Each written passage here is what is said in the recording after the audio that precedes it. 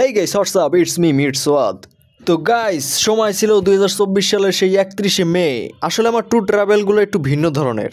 30শে মে রওনা দিছিলাম রাজশাহীর উদ্দেশ্যে। রাজশাহীতে যাওয়ার পর যে ব্লগটা হয়েছিল এটা মুই আমাকে দেখাইছি। রাজশাহী দেখার পর মুই এরপর গেছিলাম সান্তার রেলওয়ে স্টেশনে, মানে 31শে মে। হেইন্দে কিছুক্ষণ সময়টা কাটাইয়া হেইন্দে ওই 31শে মেই চলিয়ে যাইতে আসলাম জয়পুরহাটের উদ্দেশ্যে ট্রেনে।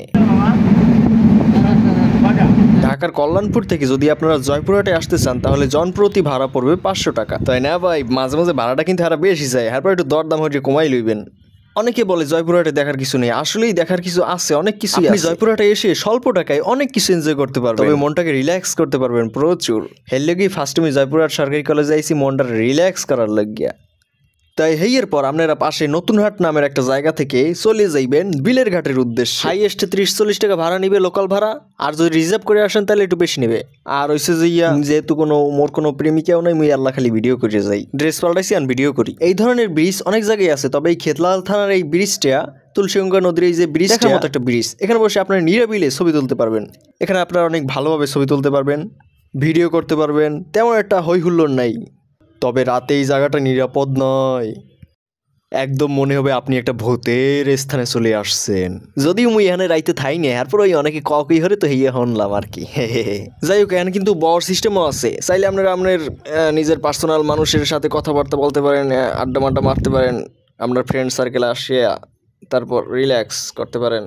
তবে এই জায়গায় একটা অসুবিধা হতে পারে, এখানে তেমন একটা দোকানপাট নাই, তো খাবার আপনাকে আগেই নিয়ে আসতে হবে। আবারও কইতেছি গাইস, যেহেতু মুই সিঙ্গেল, যেহেতু মোর কোনো প্রেমিকা নাই, সেহেতু মুই খালি ভিডিও করিয়ে যাই।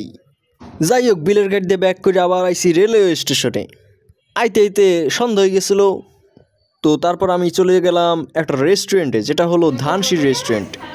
এই রেল স্টেশনের পাশেই ধানসিঁড়ি রেস্টুরেন্ট আছে, নিউ ধানসিঁড়ি রেস্টুরেন্ট। ধানসিঁড়ি রেস্টুরেন্টের সার্ভিসগুলো অনেক ভালো, এখানের খাওয়ানো কিন্তু কোনো হেনতে কম না, এই রেস্টুরেন্টে খাবেন। তো তারপরের দিন সকালে 1 জুন আমি চলে আসছি জে ক্লুড ক্যাফ অ্যান্ড রেস্টুরেন্টে, জাক্স ফাউন্ডেশন রেস্টুরেন্টে, একেবারে 7 তলায়। এই রেস্টুরেন্টটাও সেরা একটা রেস্টুরেন্ট।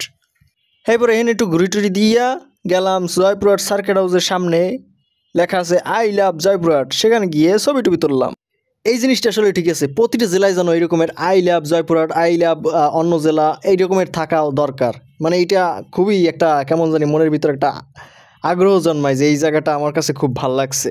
তো তারপর এখানে 10 টাকার অটো ভাড়া দিয়ে চলে যাব বাস স্ট্যান্ডে।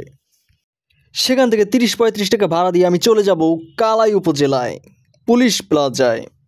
এই সেই পুলিশ প্লাজা, আর এটা হচ্ছে একটা রেস্টুরেন্ট, এটাও একটা সেই একটা রেস্টুরেন্ট। এখানেও আপনারা ঘুরে যেতে পারেন, আপনার মনটা ভালো লাগবে। হাইওয়ের পাশেই রেস্টুরেন্টটা। তো মোর একসের খিদে লাগছে, মুই তরতরি এই নিয়ে বইয়ে খাইয়াই পরে ভিডিও করছিলাম। হেকালে বাজে 2টা, দুপুর 2টা। সামনে আসলে নান্দাইল দিঘি, কিন্তু ঐতিহাসিক ওই নান্দাইল দিঘিটায় যাইতে পারি নাই, কারণ আমার একসের রথ কমে গেছিলে, আমার শক্তি আমি পাইতেছিলাম না। হেইপর গেলে সন্ধ্যা মুইয়ান হরমুখী চাইছিলাম এই জায়গা দিয়ে নাটোরে যাইয়া কয়েকটা দর্শনীয় স্থান আছে, ওই জায়গা দিয়ে কয়েকটা ঘুরে দিয়ে যাবো। কালাই থেকে 110 টাকা বাসে ভাড়া দিয়ে আসলাম বগুড়ায়, বগুড়া থেকে আসলাম নাটোরে, সেখানেও বাসে ভাড়া গেলেও 250 টাকার মতো। সেখান থেকে আসলাম নাটোর রেল স্টেশনে 50 টাকা অটো ভাড়ায়। আমার বাজেটও একেবারে লো হয়ে গেছিল। তারপর নাটোর জেলাটার পেন্ডিং এ রাখছি, হয়তো বা সামনে আবারও আসতে পারি ইনশাআল্লাহ।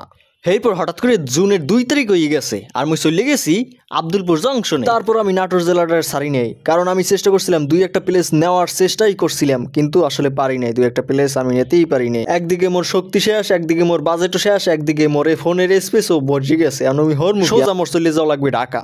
এখন আপনাদের মনে প্রশ্ন জাগতে পারে যে এতটা জেলা ঘোরার দরকার কি? আমি যেহেতু সিঙ্গেল, সেহেতু আমি ভিডিও করে যাই, তা আমার একটা প্ল্যান নাই, কারণ আমার ফ্রেন্ড কিছু নাই, তো আমার প্রেমিকাও নাই, অত টাইম দেওয়ার দরকার নেই। আমি নিজের টাইম দিয়া যদ্দূরা হইতে পারি, যেহেতু এতগুলোর জায়গা ঘোরা হয়ে গেছে, তাই একটু রিল্যাক্স করে চলে যাই। সো গাইস, সবাই ভালো থাকবেন, সুস্থ থাকবেন, আর আমার পাশেই থাকবেন।